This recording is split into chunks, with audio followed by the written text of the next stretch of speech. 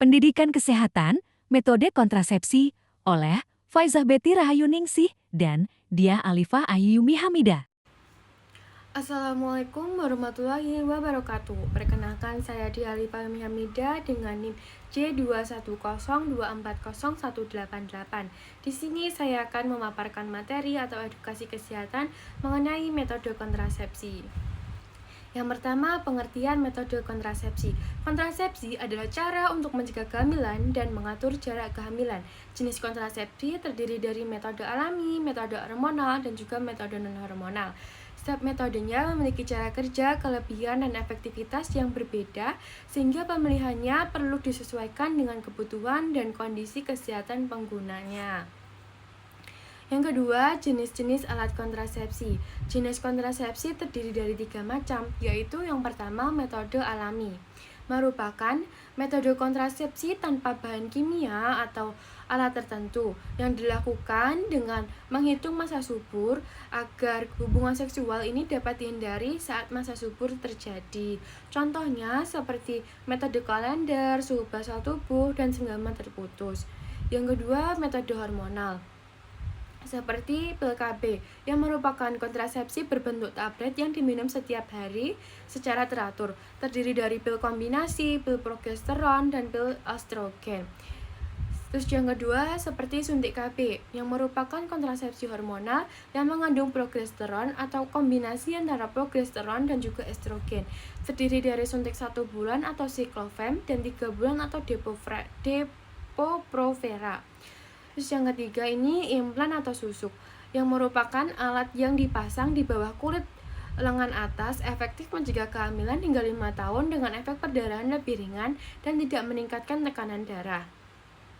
Yang ketiga, metode non-hormonal seperti IUD atau alat kontrasepsi dalam rahim yang mengandung tembaga, efektif untuk jangka panjang selama 8-10 tahun dan cocok bagi wanita yang tidak dapat menggunakan KB hormon.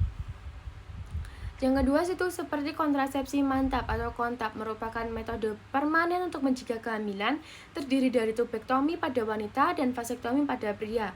Terus yang ketiga ada kondom atau selubung karet yang digunakan pada penis atau vagina saat berhubungan seksual untuk mencegah kehamilan dan membantu melindungi dari infeksi menular seksual atau IMS. Selanjutnya, efektivitas alat kontrasepsi. Efektivitas alat kontrasepsi adalah tingkat keberhasilan suatu metode dalam mencegah kehamilan. Semakin tinggi efektivitasnya, semakin kecil kemungkinan terjadinya kehamilan.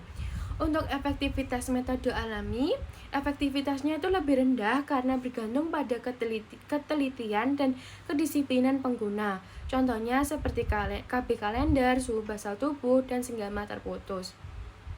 Yang kedua, metode hormonal memiliki efektivitas tinggi karena bekerja mempengaruhi hormon reproduksi. Contohnya seperti pil KB, suntik KB, dan implan atau susuk.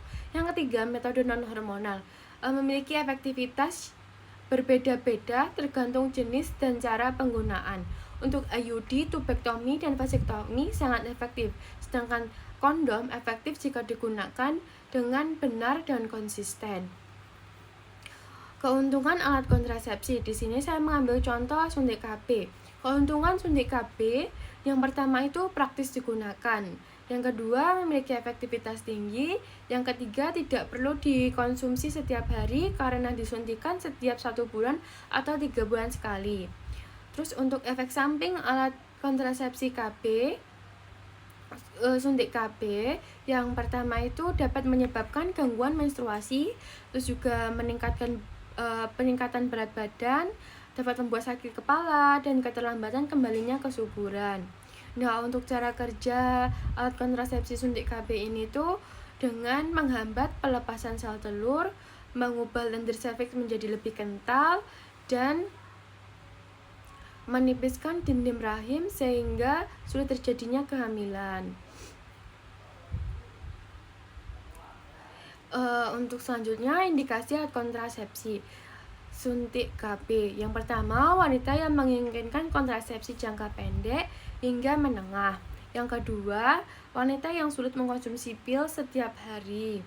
Yang ketiga, pasangan yang menginginkan metode praktis dan efektif. Untuk selanjutnya, kontraindikasi alat kontrasepsi suntik KB. Yang pertama itu dapat menyebabkan perdarahan vagina yang belum diketahui penyebabnya. Yang kedua, dapat menyebabkan penyakit hati. Yang ketiga, dapat menyebabkan kanker payudara. Dan yang keempat, dapat meningkatkan hipertensi.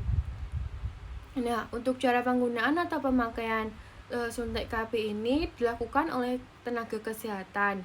Terus disuntikkan atau suntik 1 bulan diberikan setiap 1 bulan sekali, dan suntik 3 bulan diberikan setiap 3 bulan sekali. Nah, untuk waktu kembali periksa pada metode suntik KB ini tuh kembali periksanya sesuai jadwal suntikan, yaitu jika menggunakan jenis yang 1 bulan sekali berarti kontrol setiap 1 bulan sekali, dan jika menggunakan yang jenis 3 bulan sekali itu berarti kembali kontrol setiap 3 bulan sekali. Baik, terima kasih. Wassalamualaikum warahmatullahi wabarakatuh.